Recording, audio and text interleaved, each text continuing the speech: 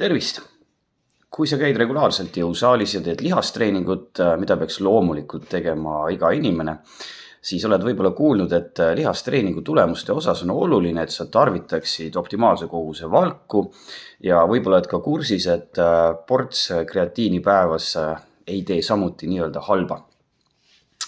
Aga paljud, kes ei ole rahul oma tulemustega jõusaalis, ei teadvusta enesele seda, et tegelikult on olemas üks äärmiselt oluline ja lihtne asi ja näitaja, mille puudumise korral ei saagi lihastreeningu tulemused olla head. Ja ma ütlen kohe ära, et tegemist on korraliku ööunega.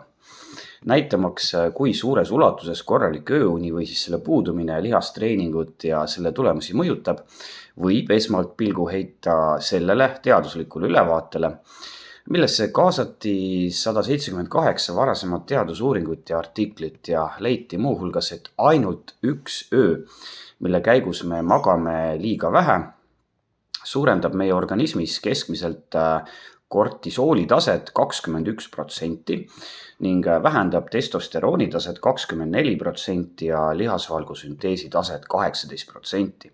Saamaks aru, miks need numbrid on olulised, me peame välja tooma, et su organism ja sealhulgas su skeletilihased ei ole mitte kunagi nii-öelda valmis. Ehk siis lihastele mõjuvad pidevalt kataboolsed protsessid, mis neid lagundavad, ja anaboolsed protsessid, mis neid tugevamaks muudavad ja üles ehitavad.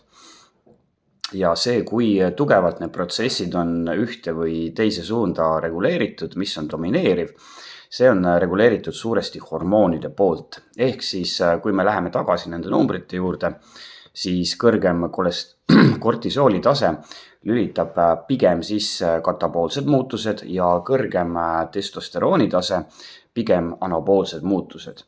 See, et hormoonide tase sõltub nii suuresti ainult ühest magamata ööst, näitab aga selgelt, kui tähtis see uni meile ikkagi on. Kui sa ei maga piisavalt, siis see mõjutab ka üllatavalt tugevalt sinu sooritust jõusaalis. Näiteks selles teadustöös vaadeldi, kas öise uneaja pikendamine tõstab järgmisel päeval füüsilist võimekust, milleks leiti 24 tublit aktiivset üliõpilast, kellest pooled läksid õhtul voodisse kell 22.30 ja tõusid kell 7 ja teine pool läks voodisse 1,5 tundi varem kell 21 ja äratus oli neil samuti kell 7. Ehk siis nii-öelda voodis lebamise aega oli tagumisel grupil kokku 10 tundi. Esimene leid oli suhteliselt vähe üllatuslikult ja selle eest ilmselt uurijad Nobeli preemiat ei saa. Ehk siis selgus, et need, kes olid voodis pikemalt, ka magasid rohkem. Antud uuringus keskmiselt enam 55 minutit. Aga muud leiud on väga huvitavad ja kõnekad, sest sel grupil, kes oli läinud varem voodisse ja kes magas keskmiselt see 55 minutit kauem, olid selgelt paremad tulemused plahvatuslikus jõus. Nad jooksid lühikest maad kiiremini nii ühekordselt kui ka korduvalt ja väsisid seejuures oluliselt vähem. Ja need on kõik tegelikult anaeroobse töö parameetrid, mis on väga olulised muuhulgas ses osas, kui palju ja kas sa jõuad jõusaalis raskuseid tõsta. Me teame nüüd, et magamatus põhjustab su organismis muutuseid, mis pidurdavad anaboolseid ehk lihast üles ehitavaid protsesse ja kiirendavad kataboolseid protsesse. Ja teame ka seda, et kui sa magad kehvasti, siis sa tunned ennast järgmisel päeval jõusaalis rohkem väsinuna ja su sooritusvõime on kehvem.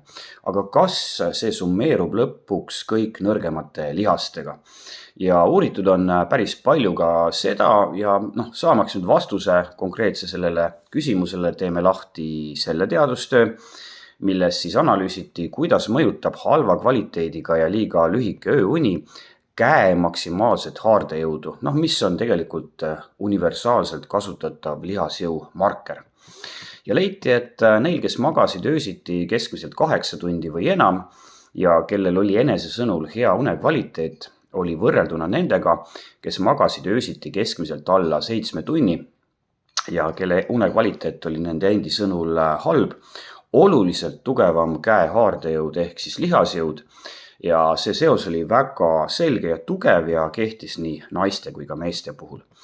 Ja samamoodi on meil tegelikult selgeid ja üheseid andmeid selle kohta, et madal une kvaliteet on seostatav ka madalama lihasmassiga.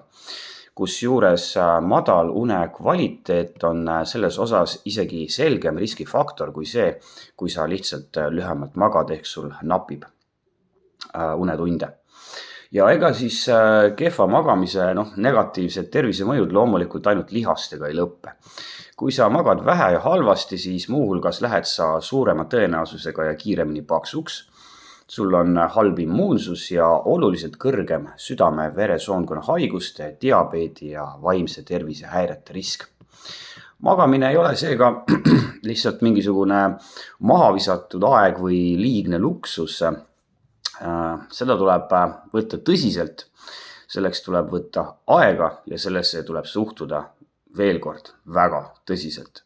Ja kui sind huvitavad need mehhanismid, mida me muide päris hästi teame, mis magamise ajal sinus ja ennekõike su ajus aset leiavad, siis vaata seda videot, milles sa saad muuhulgas teada, kuidas magamine muudab sind targemaks. Jõusaalis näeme!